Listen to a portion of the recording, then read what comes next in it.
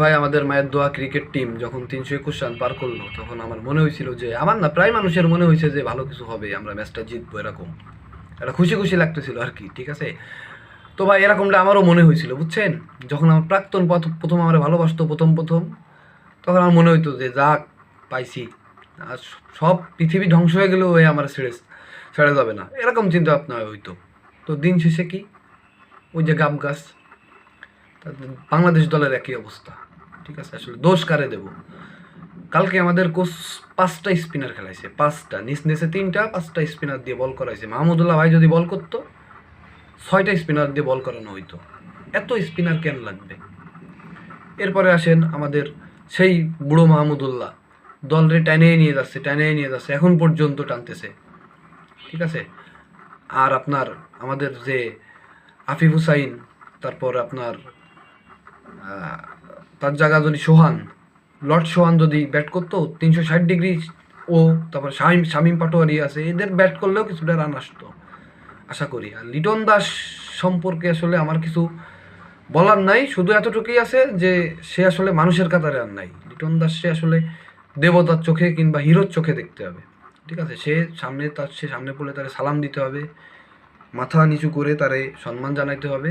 ঠিক আছে, সে দলের জন্য রান করুক বা না করুক, ওইটা নিয়ে আসলে কিছু বলা যাবে না, কিছু বলারও নাই।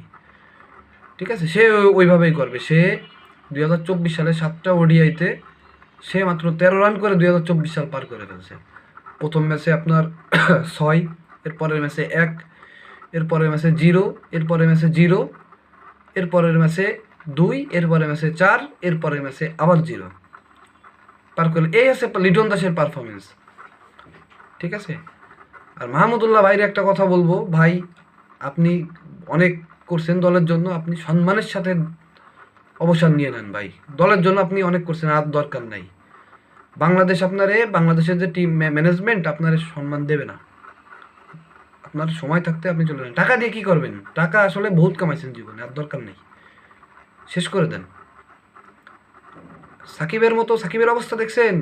17 বছরের ক্রিকেট ক্যারিয়ার 7 মাসের রাজনীতিতে শেষ। মানুষ ভুলে গেছে সাকিব কি ছিল 7 মাসে, সে কি করছে। সে তো অর্ধেক টাইম ছিল দেশের বাইরে, কিন্তু তার নির্লজ্জের মতো ইয়ে করা হয়েছে। শোরুম সাকিব আল হাসান, তামিম তো এখন করতেছে। তামিমটা কিছু বলেন তো, উদ্বোধন। ঠিক আছে, জিয়া স্মৃতি ক্রিকেট উদ্বোধন করতে যাই।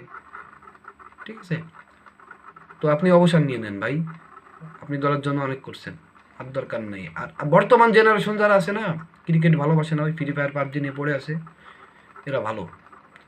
এদের কোনো ক্রিকেটের ভিতর কোনো আবেগ নাই, বাংলাদেশের ক্রিকেট তারা দেখেও না, দরকারও নাই। কষ্ট তো প্রেমিকার মতো তো কষ্ট দেয় না তাদের অন্তত।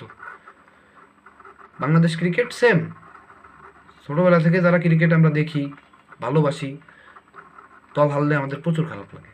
ঠিক আছে, এটা আসলে আমরা যেটা আশা করি যে সেটা পাই না। ঠিক আছে, তো সামনে 20 ম্যাচ আছে ওয়েস্ট ইন্ডিজের সাথে।